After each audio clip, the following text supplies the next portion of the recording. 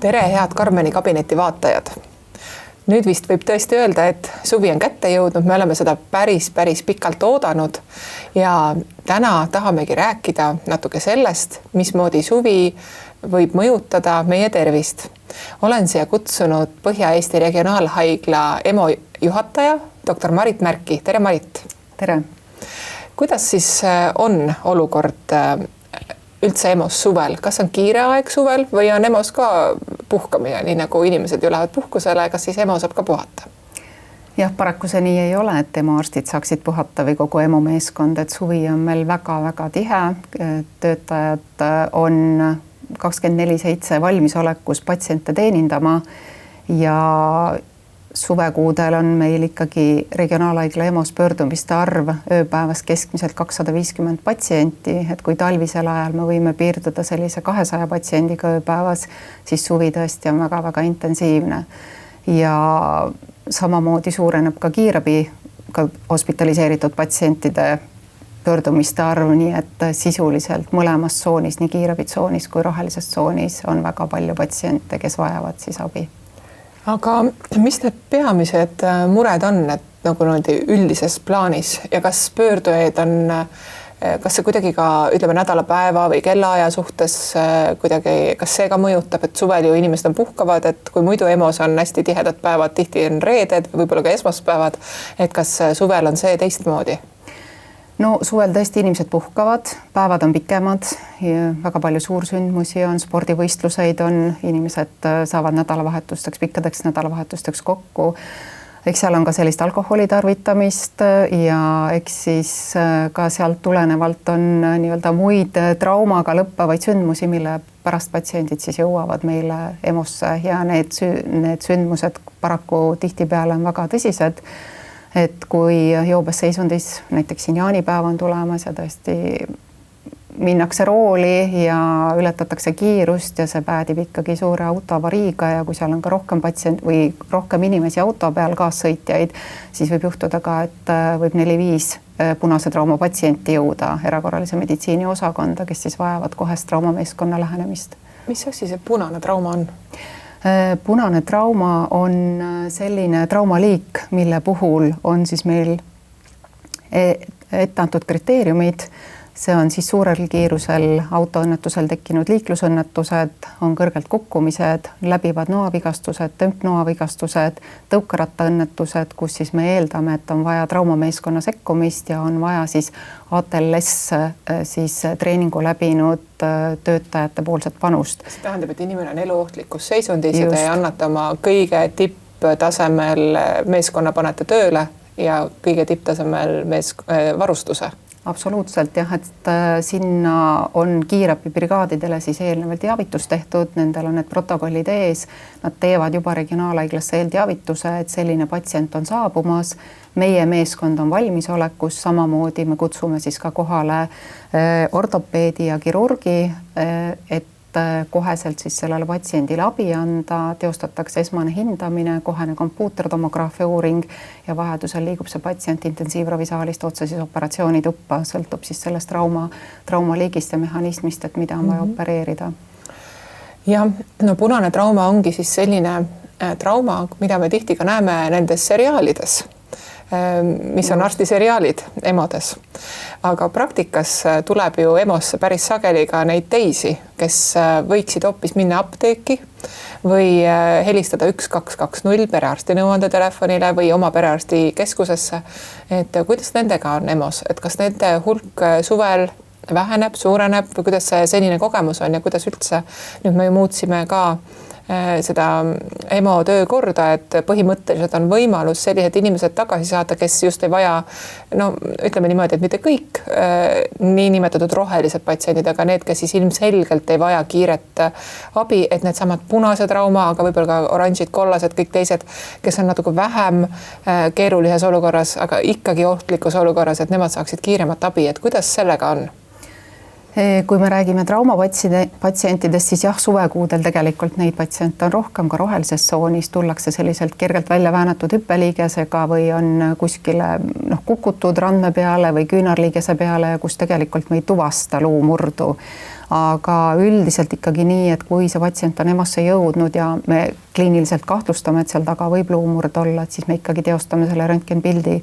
Küll aga päris trauma puhul, kui on ikkagi patsiendil luumurd, siis see patsient selle jala peal kindlasti ei kõnni, see jalg on deformeerunud ja võib ka olla seal lahtist luumurdu, et meil on sisuliselt avatud haav ja verejooks, et need on nagu kindlad näidustused, mille puhul tulla EMO-sse. Kui on välja väänatud jalg ja tegelikult see ei ole nii kriitiline, võib-olla see kannataks ka oodata perearsti visiiti ja sealt juba siis röntgenpildile minekut ja siis seda hindamist, et esmane abi on ikkagi see, et patsient peab andma sellele jalale rahu, ta võib selle jalaga ära teipida, aga tänane üldine soovitus on, et võimalikult varakult ikkagi selle jalaga nagu jalale ikkagi koormust hakata andma, et sellised külma aplikatsioonid ja mitmeks nädalaks fikseerimised, et need ei ole täna päevakajalised.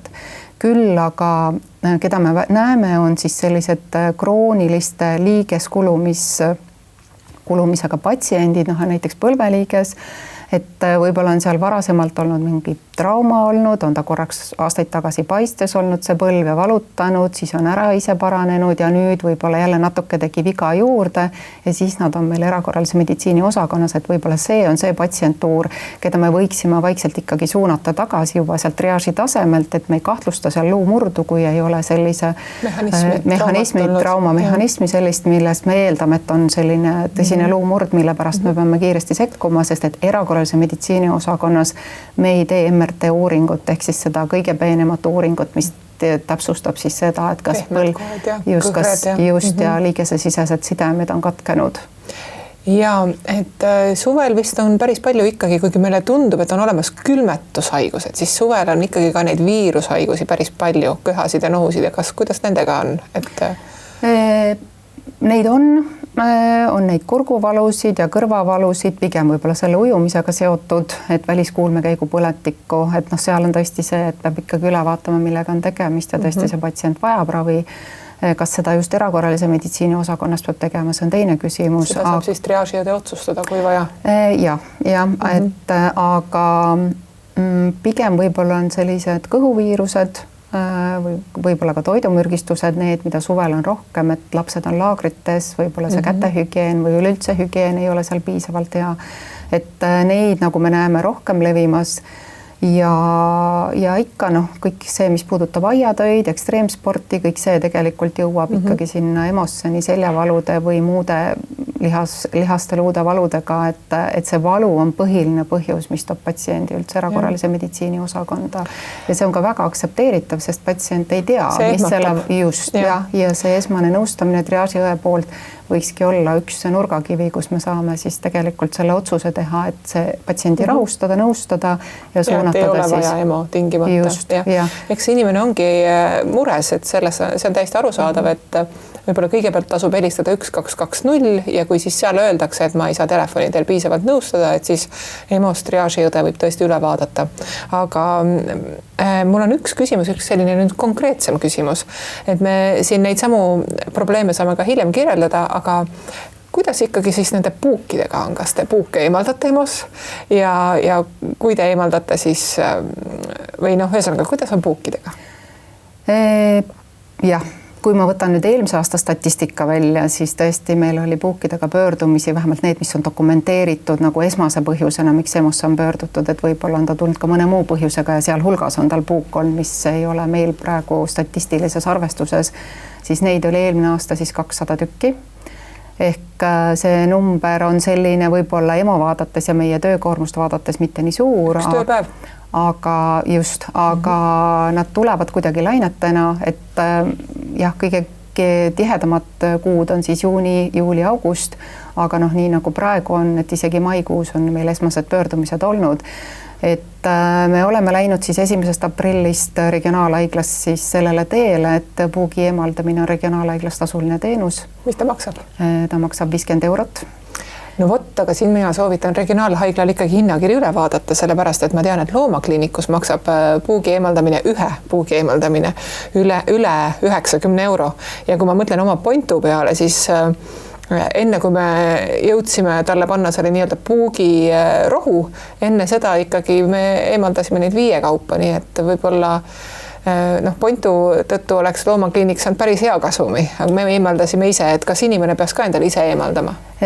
Jah, et tegelikult need puugi eemaldusvahendid on ju apteegis olemas, neid on mitmeid erisuguseid, ka kõige lihtsamaid variante ja siis keerulisemaid, aga nad no jah, kellel on ja kellel ei ole, eks, aga et minu soovitus ja mida me ka siin 27. mail erakorralise meditsiinipäeval tutvustasime, kaasasime sinna ka apteegi, et nad tõid oma näidised välja, et üks komplekt puugi eemaldus siis sellist mitte pintsetti, aga vahendit just, et maksab keskmiselt 10 €, ta on korduv kasutatav, nii et nad ja väga mugav on kasutada neid. Ja nad võtavad selle puugi ikkagi võib-olla isegi paremini välja, kui selle pintsetiga saab, nii et sisuliselt kõik inimesed, kellel on plaan kuskile metsa või maale minna ja ega seda puuki võib saada ka täiesti vabalt oma koduaiast ja linnast, et igal juhul julgustan kõikidel kodus omama ühte siis sellist puugi eemaldamise vahendit. Ja meil on näiteks linnakodus ja on ka maakodus puugi eemaldusvahendid olemas. Ja ma võin ka öelda seda, et mida kauem on puuk olnud sees, seda suurem on tõenäosus haigestumiseks. Ja see tähendab seda, et mida kiiremini ta välja saab, ehk et mida kiiremini inimene ise selle välja tõmbab või laseb oma lähedasel tõmmata, et seda väiksem on risk haigestuda. Ja lisaks mina soovitaks ka puukentsefaliidi vaktsineerimist, selle vastast vaktsineerimist. Muidugi puuk kannab ka teisi haigusi, et kui on pärast puugi hammustust olnud, tekivad mõne nädala jooksul gripisarnased sümptomid, liigesevalud, palavik, peavalu, siis tasub perearstile pöörduda. Aga vaatame korraks, ma käisin Viljandis ja ma küsisin inimeste käest, kuidas nemad puuki eemaldavad ja mida nemad teevad, kui puuk on, ka avastavad puugi. Avastad enda küljest puugi, kes eemaldab puugi? Saan ise tavaliselt hakkama sellega. Naine. Mina ise. Arst. Ma tõs võtab minu ema või keegi, kes on mul võimalikult lähedal, kes saab kindlasti võtta selle. Miks on väga oluline, et see inimene peab võimalikult lähedal olema? No, sest et ta ei läheks sisse. See puug läheb aina sügavamale. No, siis tõmmad need puugid ära saad. Meditsiinitöötaja või abikaasa. No nii, mis sa arvad Viljandi inimestest? No väga tublid, et meil on siin nagu ehe näide mõned päevad tagasi regionaalhaiglast, kus 2 patsienti pöördusid siis suht hilistel õhtutundidel EMO-sse, et puuki eemaldada, et siin on igal juhul sellist proaktiivsust ja julgust ka ise neid eemaldada. Ja kas te siis eemaldasite?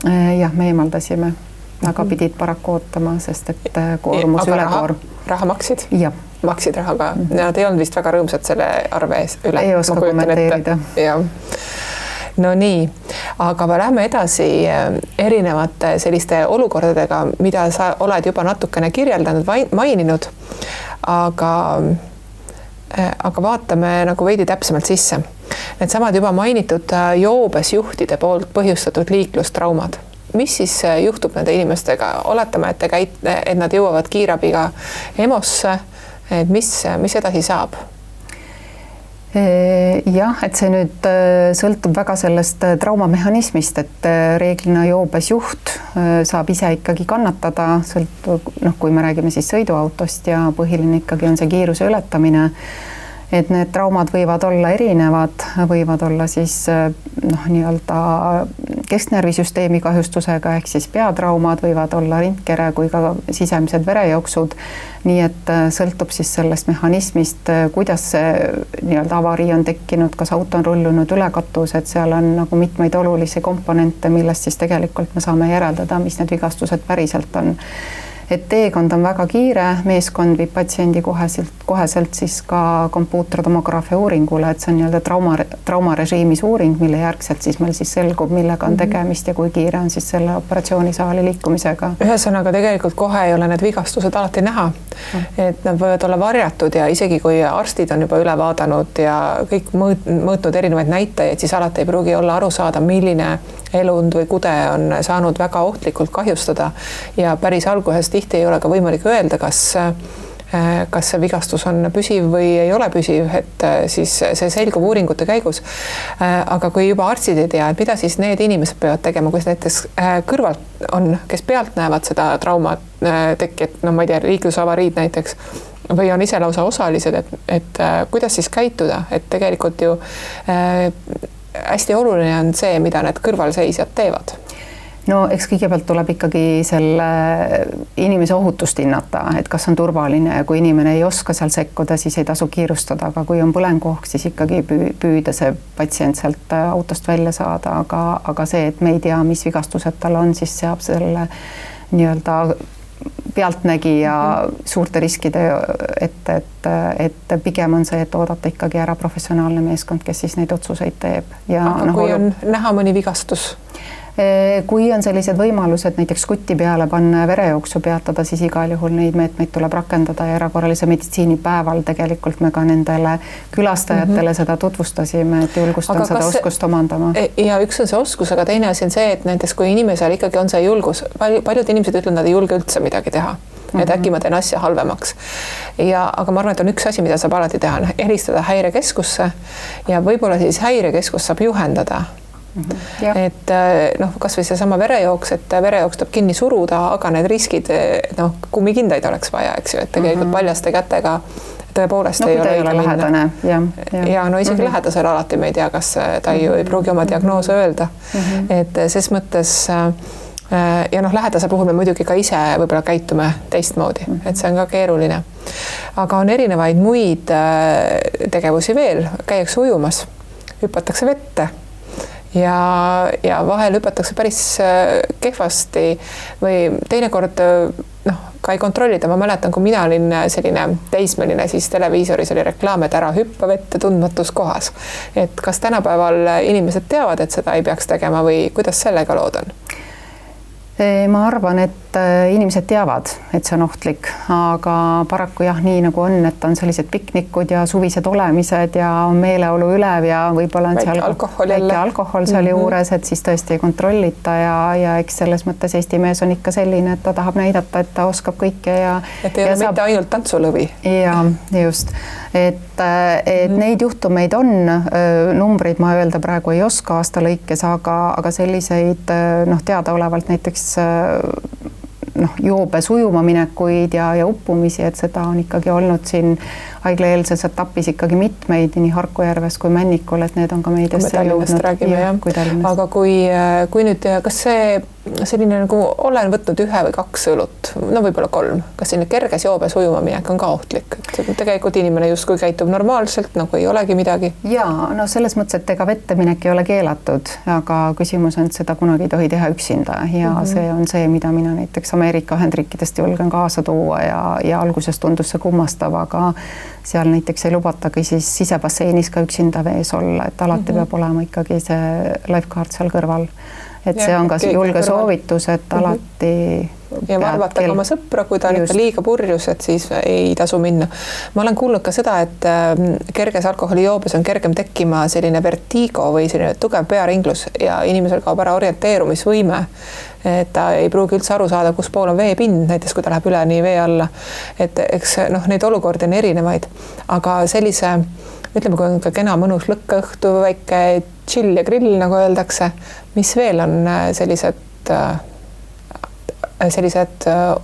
olukorrad, millega siis sagedamini pöördutakse või millega peaks arvestama? Jah, no kõik, mis puudutab elavat tuld, võivad tekkida põletused, et ei tohi loopida kindlasti lõkkesse selliseid vahendeid, mis plahvatavad ja noh, ikkagi kui tehakse seda traditsioonilist üle lõkke hüppamist siin jaanipäeval, siis kindlasti seda mitte siis alkoholijoobes teha ja noh, eks selle jaanipäevaga siin alkoholi kõrvale tulevad ka šašlõkid ja muud lihatooted, et on ka selliseid šašlõkitüki aspireerimisi, ehk siis nad satuvad mitte söögitorru ja makku, vaid võib juhtuda, et satub hingamisteedesse. Aga mida teha, kui kellelgi on šašlõkitükk hingamisteedesse? See on päris hull, et ma tean, et kui on kõva ese, kas või ma ei tea, hernes või kõva komm, et siis on ju lihtsam nagu natukene. Aga mida teha šašlõkitüki puhul? noh, eks selles mõttes, et kellel on oskused, eks ikkagi tuleb proovida nii-öelda see võimalikult kiiresti välja köhida, aga noh, kui see ei ole võimalik nii-öelda teiste abiga, siis ja kui see ei ole võimalik, siis ikkagi seesama häirekeskuse number ja viivitamatult ikkagi see patsient tuua haiglasse, sest et kui ta ikkagi on jõudnud nii palju alumistesse hingamisteedesse, siis ta vajab juba ikkagi endovaskulaarset käsitlust või endoskoopilist. Ja endoskoopilist uuringut, selline toru, mis pannakse siis bronhidesse ja võetakse välja see šašlõki tükk eeldusel, et inimene elab nii kaua. Et võib ka juhtuda, et ei ela nii kaua, et kuna see lihatükk jääb väga tugevasti kinni, siis teda ei ole ka lihtne ülespoole ega allapoole saada. Et see on selline mure. On mul õigus, ma loodan, ma ei valeta siin. Okei. Viimasel ajal on päris palju ka ajakirjandus räägitud elektritõukeratastest ja eriti lastega juhtunud ülirasketest õnnetustest. Et kui me juba teame, et kiivrit tuleb kanda ja teame, et ei tohiks olla liiga võimas tõukeratas, eriti veel lastel. Et mis on arsti soovitused? No nüüd, kui selle aasta statistikat vaadata, siis tõesti need ajakirjandusse jõudnud juhtum, pluss veel meie andmetel siis ka veel 2 lapspatsienti, 9 ja 11 aastane, et tõesti on sattunud meile väga kiirel tõukerattal või väga suurel kiirusel tõukerattaga sõitmise pärast ja kiivrita seda tehes, et need õnnetused on olnud väga tõsised. Kõigil 3 on olnud ajukahjustus, ühel neist siis väga tõsine, vajas siis ikkagi neurokirurgilist sekkumist. Teisel lapsel siis ka tõsised, aga ei olnud vaja kirurgiliselt läheneda ja 3 jäi siis lastehaiglasse jälgimisele, et see meie traumameeskond regionaalhaiglas on siis treenitud ka laste käsitluseks ja kuna regionaalhaiglas on siis ainuke kompetents neurokirurgilisele teenusele siin Põhjaregioonis. Lapsele tehakse ajuoperatsioon. Just. Ja aga mille pärast siis? See on siis sellel põhjusel, et tal on tekkinud ajusisene siis verejooks, mis on vaja siis peatada kohe. See sulgetakse ja eemaldatakse see, kuna aju asub kolju sees, kolju on väga piiratud ruum ja kui veri tuleb kogu aeg sinna aju kudedesse, siis ruumi jääb järjest vähemaks, see surub aju kokku ja lõpuks ta hakkab suruma aju välja kaelamulgust, kus on siis hingamiskeskus ja südametöökeskused. Ehk et selline olukord võib viia päris ruttu surmani, et mistõttu sellised ajukirurgid on siis need, kes elu päästavad sellistel hetkedel. Aga siis sageli võib juhtuda, et sellega kaasneb ka hilisem ajukahjustus, aga teinekord eriti laste puhul see aju on väga selline kergesti, öeldakse plastiline, aga kergesti kohanev või paranev, et lapsed võivad paraneda natuke paremini kui täiskasvanud siin. Et jah, aga see kehtib ka täiskasvanute kohta ja nemad paranevad just. Need õnnetuse mehhanismid, küll aga jah, täiskasvanute puhul kipub seal olema täiendav komponent just, et on seda alkoholi või mõnuaineid tarbitud, et siin paar päeva tagasi just sattus erakorral meile siin öötundidel üks patsient, kes oli samamoodi ilma kiivrita ja suurel kiirusel sõitnud ja temal oli ikkagi näoluude suured murrud, nii üla- kui alalõualuus, pluss jäi ta ilma siis oma esihammastest, et meil on küll esmased vahendid nende hammaste tagasi paigaldamiseks, et me liimime nad siis nii-öelda need, mis on terved, liimime sinna tagasi esimesel võimalusel, aga see, kuidas kõik see pärast toimima hakkab, kuidas see hambumus hakkab olema, kuidas need luud kokku kasvavad, et seda meie ei oska prognoosida. Et siit ikkagi selge sõnum, et kiiver peab peas olema, kiirust ületada ei tohi. Ja jälle alkohol. Ja jälle alkohol, et sa ütlesid ka muud mõnuained, mis need sagedasemad muud mõnuained on, mida te kohtate inimestel, kellel on traumat tekkinud? Reeglina on nad sellised segud, mida me kõiki ei saagi praegu välja tuua, et valdav enamus on haiglaeelsel etapil ära käsitletud patsiendid, kes ei ole traumadega, trauma põhjusel nagu selle kiirabi välja kutsunud, aga pigem on selline kombinatsioon alkoholist. Alkohol pluss erinevad mõnuained. Kanep on hästi ohutu paljude inimeste arvates. Kas kanep ka teile toob inimesi või on need pigem psühhiaatrite patsiendid? Ilmselt jah, mingist hetkest on nad psühhiaatrite patsiendid, aga meil on nad jälle taaskord koos alkoholiga, nii et selline segu jõuab alasti reeglina siis erakorralise meditsiini osakonda. Just traumaga siis. Võib-olla siis veel nagu üldisemalt, kuna suvi on selline reisimiste, matkamiste, looduses viibimiste aeg, et mis asi see võiks olla, mida iga kord siis kaasa võtta? Et näiteks kui sina lähed loodusesse või sa lähed reisima, matkama, mida sa võtad kaasa just meditsiinilistest abivahenditest?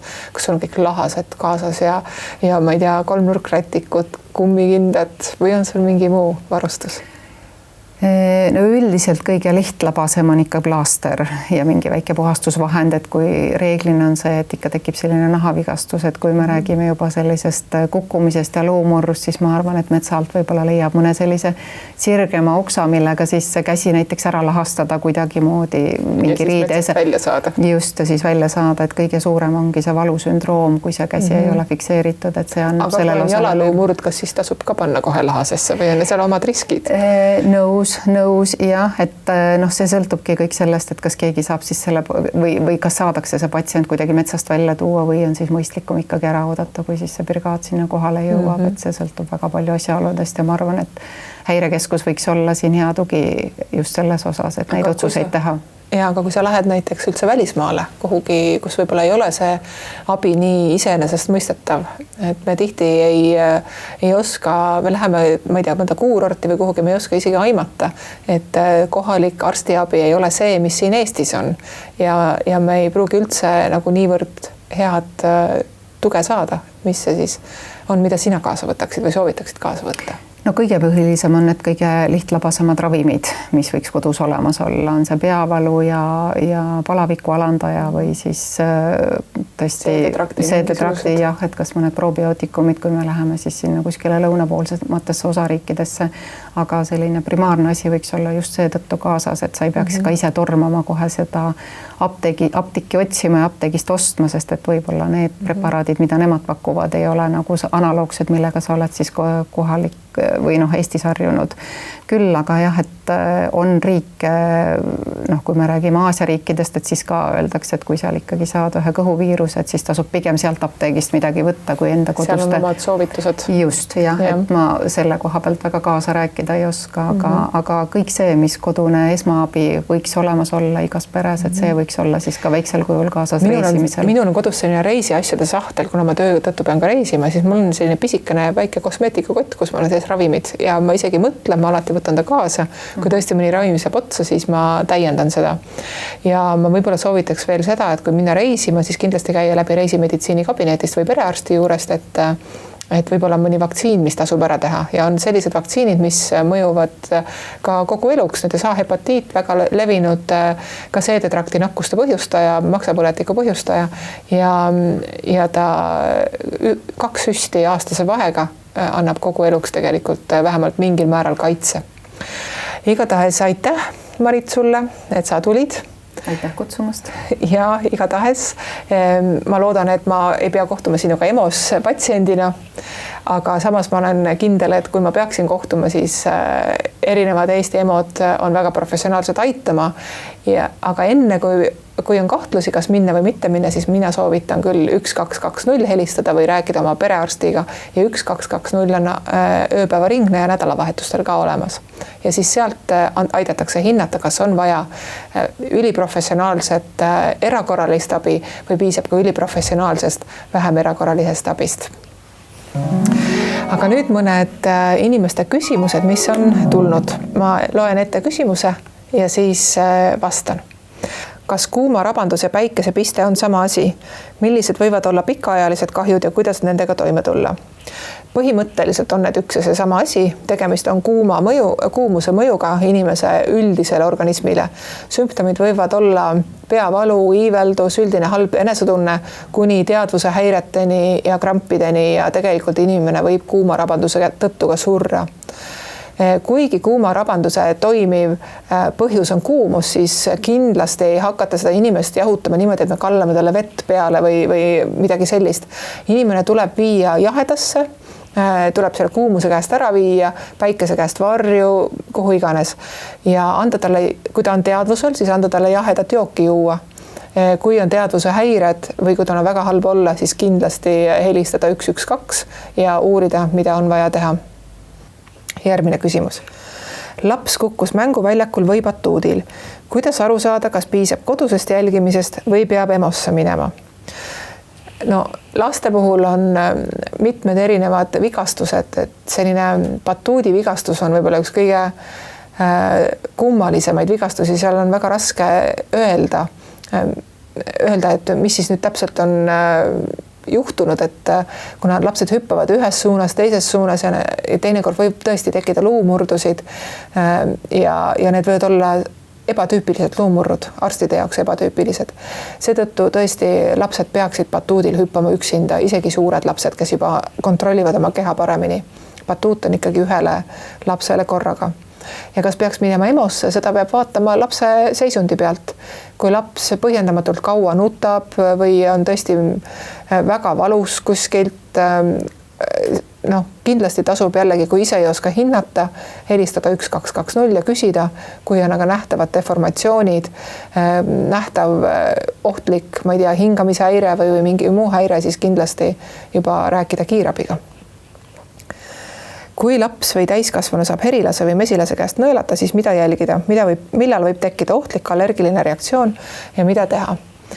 Herilane, mesilane, need nõelamised on üldiselt on ohutud, aga on teatud ohud. Esiteks, kui on väikelapsega tegu, väikelaps on, kuna ta on ise nii väike, siis tekkiv turse võib mõjuda talle tugevamini. Ja samamoodi, kui piirkond on näiteks, kui see nõelamine on toimunud kaelapiirkonda, siis võib tekkida ka hingamisteede turse või näopiirkonda teinekord ka. Aga üldiselt allergia ei ole kunagi selline, mis tuleb ootamatult. Inimestel allergiline reaktsioon, kui tal on näiteks selle mesilase või herilase allergia juba varasemalt teada, siis reeglina tugeva allergia puhul on inimesel olemas ka kuskil niinimetatud EpiPen, selline pliiatsikujuline süstal, mida on väga lihtne kasutada.